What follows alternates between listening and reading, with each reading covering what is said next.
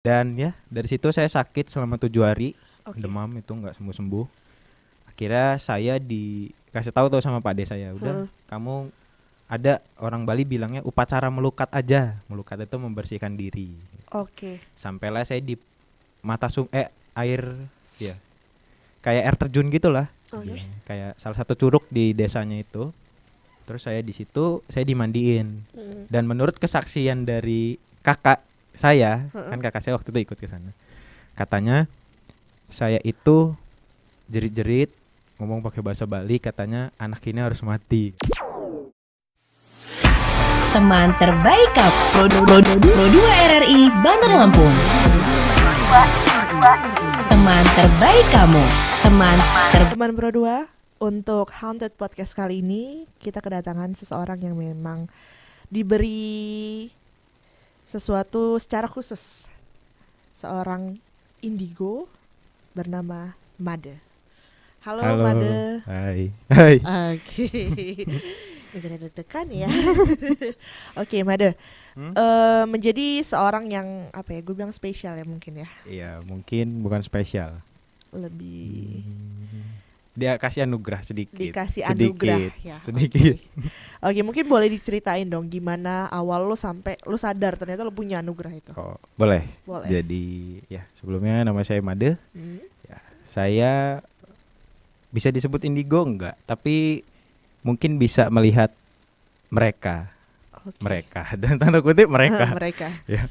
Jadi ya saya mulai bisa melihat mereka tanpa saya sadari itu di umur 11 setelah almarhum papa saya meninggal. Oke. Ya, jadi setelah dia meninggal 2 hari saya terkena demam tinggi tuh, tinggi.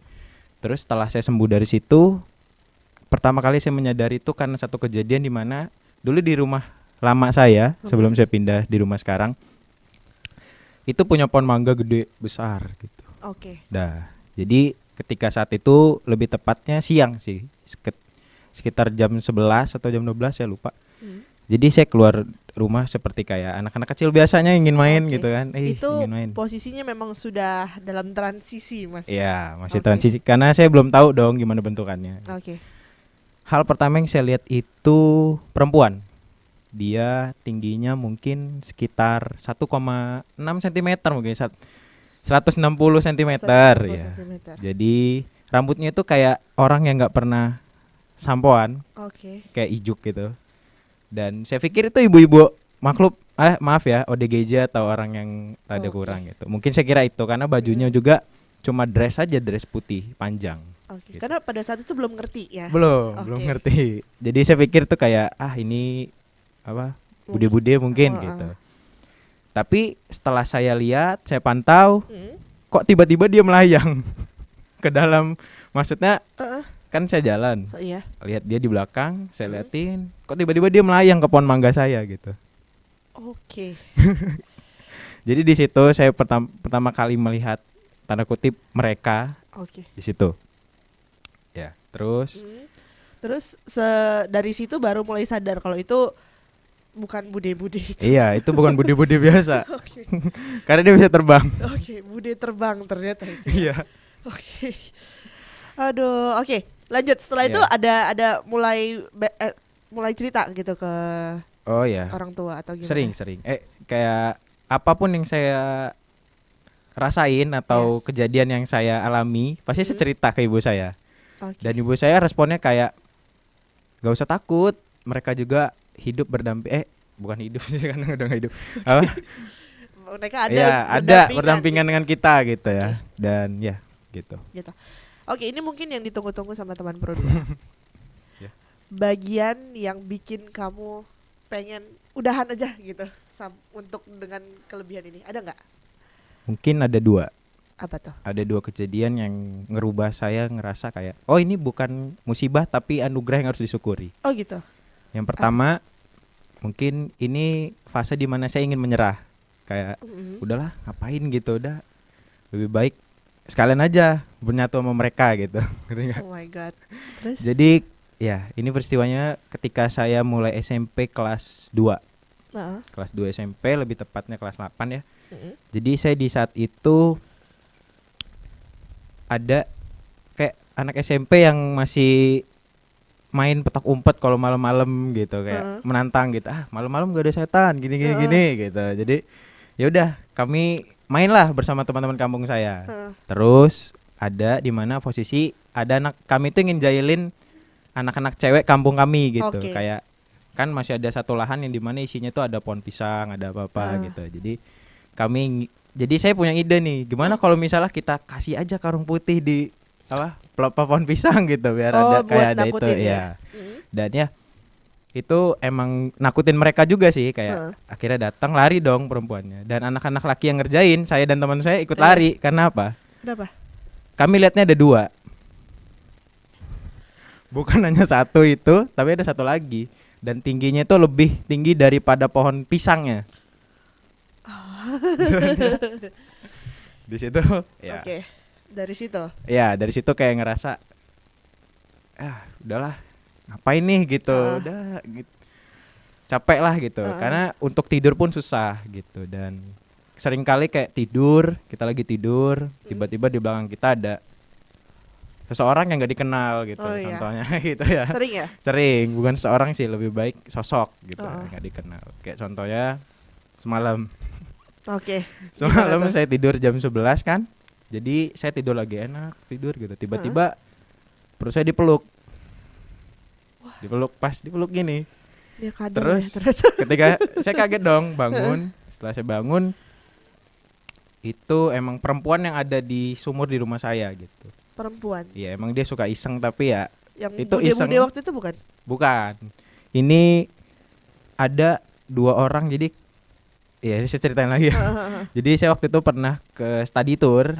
Dan 2 orang ini ikut ke rumah. Dan mereka nyaman gitu. Nah.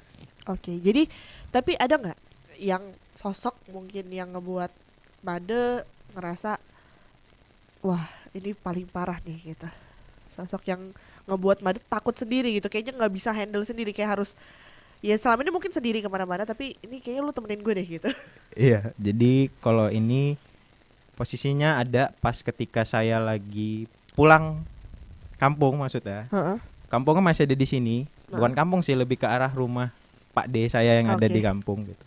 Sebut aja kampung A gitu. Karena di situ ramai, jadi takutnya ini. Dan ya di situ posisinya, tahulah kampung itu punya aturan malam. Kalau anak muda malam jam 9 nggak boleh keluar, harus sudah di rumah.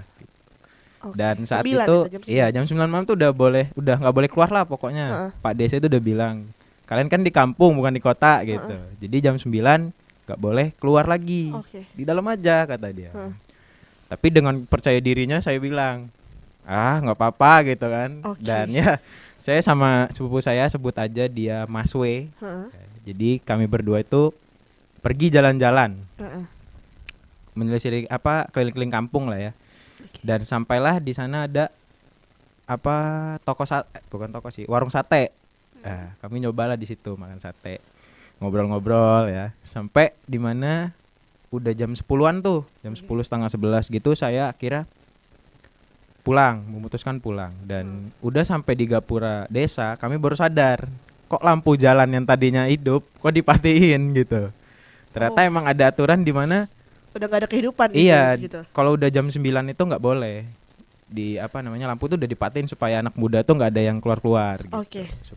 Karena kejadian sebelumnya tuh mengakibatkan ada korban jiwa katanya di situ gitu. Dan ya kami lewat di pohon-pohon bambu yang tinggi-tinggi itu, namanya desa gitu kan. Dan emang di situ budaya Bali atau budaya Hindunya itu masih kental, karena di salah satu desa itu emang isinya orang-orang Bali, orang-orang Hindu gitu.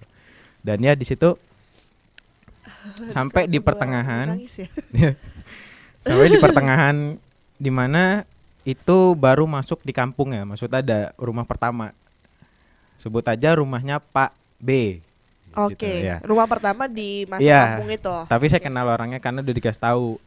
Wah, sama Pak D saya bahwa ada yang menarik sih, kayak Pak B ini punya ilmu gini gitu. Jadi kalau misalnya malam ngebut aja lewat rumah dia gitu. Dan dengan bandelnya lewat situ, tiba-tiba motor motor Supra kami itu berdua naik Heeh. motor Supra gitu, mati di depan rumah dia. Di depan rumah pas. Di depan Terus? rumah dia pas kayak ini rumah dia, kami mati di sini motornya. Set, Terus? turun Hmm. ke sama sepupu saya bilang, "Ada apa nih motornya? Coba dicek." Heeh. Bensin full, segala masih bisa like jalan lah, bisa Mm. dibilang ban juga nggak pecah. Dan setelah itu kami sadar di situ. Dari rumah itu Heeh. kedengar kayak orang makan, tau gak sih kayak makan tulang yang keras, Klutuk klutuk gitu ya. Oke. Dan akhirnya kami mikir dengan saya percaya dirinya dengan sepupu saya, Heeh. samperin yuk, mungkin ada apa anjing atau apa gitu. Heeh. Pas kita samperin, di bawah remang-remang lampu boklam yang warna kuning, Oh ya. di situ kami ngelihat kayak si Pak ini lagi makan hari-hari bayi. Dan dari situ saya langsung kabur dong kayak udahlah, pulang gitu. Iya. Udah nggak bener nih gitu. Pulang. Bener. Kira pulang, kami tinggalin lo motor itu di salah Rumah. satu lahan yang emang isinya tuh kayak semak-semak tebel gitu. Udah saya taruh situ gitu. Sorry, ini kenapa ditinggalin motornya? Tinggalin karena udah keburu takut gitu. Biarin aja lah udah, gitu. biarin Karena udah lah kalau gitu. mau dorongin motor Oh sampai iya, rumah bener, lebih bener. berat dong Oh gitu. ya, oke. Jadi kami lari ke rumah, sampai di rumah kami kayak pucet segala lemes Heeh, gitu. heeh. Dan ya Pak D saya tahu kenapa kalian gitu Heeh. kan. Dan kami bilang abis melihat ini setan gitu. Itu makanin janin bayi hari-hari bayi gitu. Dan dikasih tahu ternyata dia itu penganut salah satu ilmu yang terkenal di Bali, yaitu ilmu leak gitu. Oh, jadi leak itu salah satunya Iya, harus leak makan. itu ilmunya Oh, ilmunya. untuk ilmu kayak misalnya saya menjalani ilmunya gitu ya. Ilmunya itu disebut ilmu leak. Sedangkan kalau untuk hantunya itu Rangda namanya. Sosok Oke. jahatnya itu Rangda gitu. Jadi orang perfektif kayak itu leak, itu ini bukan, itu ilmunya bukan sosoknya gitu. Biasanya ilmu leak itu untuk apa gitu? Sebenarnya ilmu leak itu ada dua sih. Yang pertama untuk mengobati, Heeh. yang kedua untuk menyakiti gitu. Oh, oke. Ngerti nggak? Ya. Dan ya di situ setelah kejadian itu Heeh. saya ngerasa saya diintilin sama si sosok itu gitu. Sama sosok yang ada di karena saya lihat itu bukan nya karena matanya putih pas lagi makan itu. Oh. Mungkin sosok yang ada di dalam itu mengikuti saya gitu. Dan ya dari situ saya sakit selama 7 hari. Oke. Demam itu nggak sembuh-sembuh. Akhirnya saya dikasih tahu sama Pak D saya, udah kamu ada orang Bali bilangnya upacara melukat aja. Melukat itu membersihkan diri. Oke. Sampailah saya di air ya. Kayak air terjun gitulah. Oke. Kayak salah satu curug di desanya itu. Terus saya di situ saya dimandiin. Mm. Dan menurut kesaksian dari kakak saya, kan kakak saya waktu itu ikut ke sana. Katanya saya itu jerit-jerit ngomong pakai bahasa Bali, katanya anak ini harus mati katanya. Dan ya di situ emang setelah 7 hari itu berlalu, setelah saya melukat itu baru mulai keluar. Saya muntah-muntah darah, muntah-muntah gitu, dan akhirnya keluar. Tapi dari hal tersebut saya belajar kayak misalnya nggak boleh bandel lagi nih gitu, dan itu emang kejadian yang bikin saya takut untuk kemana-mana ketika malam. Bahkan sampai sekarang pun saya nggak berani kalau untuk keluar-keluar terlalu malam Di itu. sana gitu. Iya, di sini juga gitu ke bawah sampai sekarang. Oke. Tapi tadi kan pada bilang sempat diikutin gitu ya. Iya. Lihat nggak sosoknya gimana? Sosoknya ya. Jadi sosoknya itu biasa orang lihat tuh kayak leak itu besar, tangannya panjang. Yang saya lihat itu cuma kepala tapi bawahannya jeroan. Kayak palasik ya? Ya, lebih tepatnya seperti itu. Tapi bedanya ini kepalanya kepala manusia. Kalau palasik kan biasanya ada rambut-rambut sedikit kayak menyerupai siluman gitu kan. Kalau ini manusia benar. Manusia benar. Manusia benar tapi manusianya Bapak. iya, mukanya dia tapi lidahnya tuh panjang sampai ke kaki. Oh. Oke. Iya. Itu baru salah satunya teman Pro 2 ya. Ya. Berarti ada beberapa lagi. Oke, berarti ini beranjak dewasa, Ya. akhirnya Made Berdamai mulai dengan bisa- diri sendiri sih lebih tepatnya, Oke. kayak udahlah gitu. Jadi ketika melihat mereka, Uh-uh. merasakan mereka atau diintilin mereka, saya Iya. cuma mikir kayak, oh mungkin mereka juga ingin menyampaikan sesuatu gitu. Tapi saya nggak bisa dong Iya. menyampaikan semuanya. Oke, benar. Pernah nggak Mada ada momen dimana kayak temen gitu ya, Iya. atau saudara atau siapa gitu sudah pergi lebih dahulu, Iya. sudah meninggal gitu, terus nyamperin Mada? Oh bertemu gitu ya. Iya. Itu paling sering ayah saya sih. Oh gitu. Jadi ayah saya itu setiap tahun Heeh, ketika sebelum nyepi kan Oke. ada hari raya nyepi heeh, di Bali. Di sini juga orang Hindu nyepi. Jadi oke. ayah saya itu pasti pulang ke rumah. Ya itu Heeh. awalnya bertemu dengan ayah pasti kayak sedih gitu. Tapi sekarang kayak duduk di sofa ngobrol aja. Padahal gak ada orangnya. Gitu. Ngobrol. Ngobrol. Jadi kayak sering nanyain kayak kamu kabarnya gimana gini. Oh, gitu. Yang ibu saya lihat cuma kayak kamu ngobrol sama siapa gitu. Heeh, Ngobrol sama papa gitu. heeh. Ya, ibu saya udah maklum. Bahkan orang rumah tuh kayak ngerasa oh mungkin anak ibu saya, mungkin anak saya udah punya ini, udah biarin gitu. Jadi Oke. kayak udah berdamai lah. Oke. Ada satu tempat nggak di mana yang kayaknya Mada nggak mau datengin lagi deh gitu, karena ada sosok yang luar biasa powerful ya, bisa Iya. dibilang gitu. Salah satunya mungkin di sini. Enggak. Yuk bubar. Enggak dong, enggak. Enggak. Jadi paling serem ya Heeh. itu hutan yang ada di dekat Pantai Clara tau gak? Jadi ada sejarahnya nih kenapa saya takut. Iya, Jadi ini for your information, teman berdua ada ngangguk-ngangguk di sini tadi. jadi Terus? jadi kan tahu sendiri ada yang namanya Pantai Clara tuh tempatnya pelatihan TNI Angkatan Laut lah ya. Oke. Saya bilang, Lana Lampung. Heeh. Jadi waktu itu ada salah satu acara lah untuk Heeh. untuk apa merayakan ultah Provinsi Lampung. Provinsi Lampung, oke. Jadi dinas itu melaksanakan ada satu yang namanya acara Mada Bintal, masa pengenalan fisik dan mental, Oke. di mana itu dilatih langsung oleh tentara tersebut, Oke. tentara Indonesia gitu. Terus. Yang dikirim dari sekolah tuh saya dan teman saya sebut aja Kak Andi D lah. gitu ya, Kak D gitu. Ya. Kak D Jadi deh, ya boleh, Kak D. gitu. Jadi kami berdua diutus untuk ngikutin acara tersebut. Oke. Ya. Tapi sebenarnya saya belum cerita sih ke dia kalau saya ngalamin hal ini, karena saya Jadi ngerasa kalau kalian dengar, kayak udahlah nggak perlu diceritain. Gitu. Jadi kenapa tuh? setelah melaksanakan rangkaian acara, Yes. tibalah di mana acara jejak-jejak malam. Kami Oke. dibangunkan jam 2 atau jam 3 gitu kalau nggak salah. Jam 3 subuh atau jam 2 subuh untuk mengelilingi hutan. Posisinya di situ. Hutan yang gelap gulita, jadi kami cuma dibekalin kayak ngikutin tali Oke. sampai ke ujung, nanti ada jalan gitu lurus aja nyampe gitu ya. Oke. Gitu. Sampai di situ saya masuk ke urutan Banjar kedua kalau nggak salah 20, urutan ke-20 gitu saya masuk setelah teman saya tadi si Kak D itu. Dan setelah saya masuk, hal pertama yang ditampakin di mata saya adalah Heeh. saya nabrak kepala saya. Saya pikir itu dahan. Oke. Setelah saya pegang ternyata kepala. Dan sama kepala beda bentuknya loh. Jadi kayak saya jedut gitu kan, keras gitu. Saya pikir ini dahan yang udah kayak lapuk gitu. Itu mata ditutup nggak ya? Enggak, jadi gelap aja nggak Gelap, kelihatan. terlalu gelap Iya, yang kan tahu sendiri. mencekam Iya, gitu ya?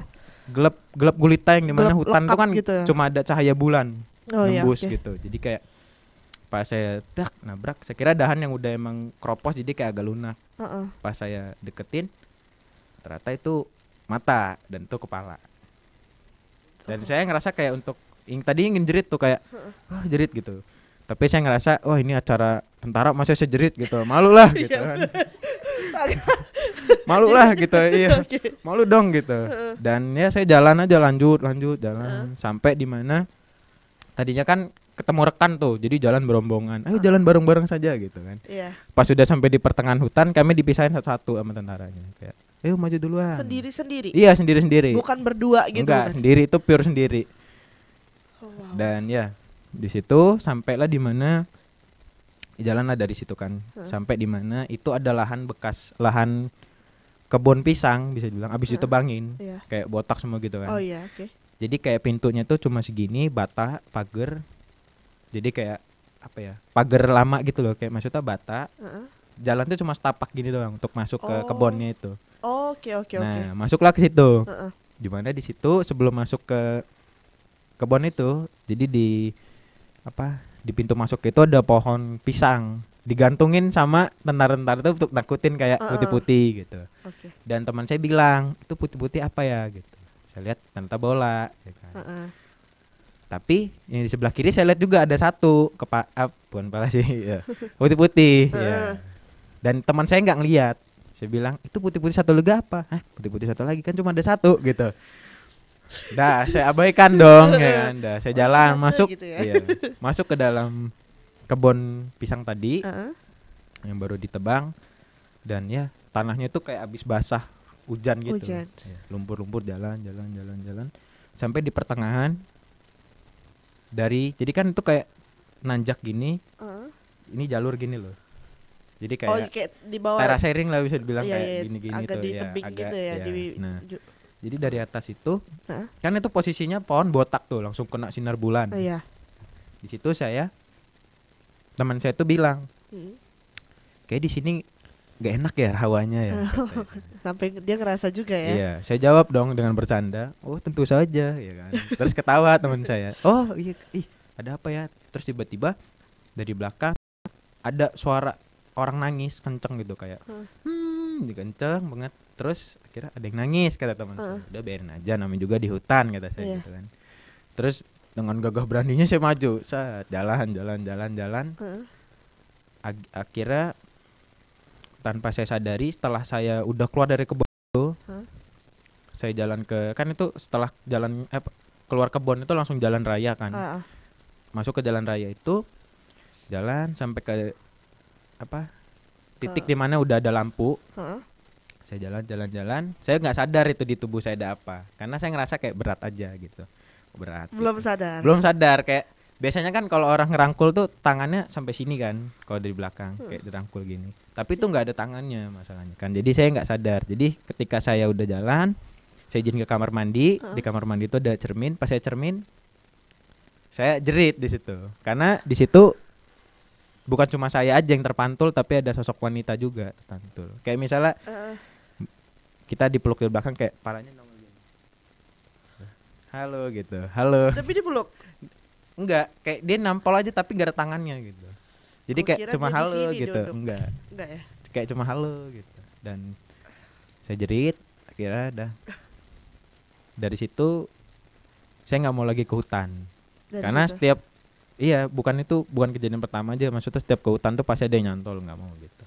Jadi Itu gimana akhirnya ngelepasinnya? akhirnya saya air laut, Heeh. jadi ke laut tuh berenang di situ jam 12 jam 5 setelah azan pagi Berenang. berkumandang, baru saya berani turun, cuci muka, akhirnya mandi di situ. Terus teman saya bilang, ngapain mandi di laut gitu, mandi aja di ini, nanti dibilas juga. Nggak apa-apa gitu. Oke. Saya Tapi bilang. kenapa kok di laut? Karena mungkin sedikit informasi nih ya, Oke. setiap hal ilmu atau apapun kalau misalnya udah menyangkut dengan laut Oke. pasti nggak bakal nyampe gitu. Maksudnya mereka nggak bakal berani. Saya juga nggak tahu, bingung kenapa. Oh. Makanya kenapa kalau ada setan lempar garam kan dari laut. Gitu. Oh gitu. Jadi gitu. Kalau misalnya ada apa-apa ya ke laut aja mandi gitu. Bisa jadi salah satu. Iya, jadi salah satu solusi juga Solusi sih. yang udah gimana gitu kan Iya. ya. Oke deh kalau gitu. Thank you ya Made. Mungkin nanti next Iya. cerita masih banyak ya pasti Iya. ya. Nanti kita bakal ngobrol lagi kalau memang ada kesempatan lainnya. Iya. Dan untuk teman Pro 2, untuk kalian yang masih penasaran dengan cerita-cerita lainnya, bisa kalian akses semua Haunted Podcast dan juga podcast-podcast lainnya di RRI Digital. Nih thank you banget Made udah Iya. ngobrol sama kita. Dan untuk kalian yang punya cerita horor juga bisa banget kirim atau mungkin hubungi kita lewat DM @pro2bdl. Oke deh kalau gitu, sampai jumpa di Haunted Podcast selanjutnya. Teman terbaik Pro 2 RRI Bandar Lampung. Teman terbaik kamu. Teman terbaik kamu. Pro 2.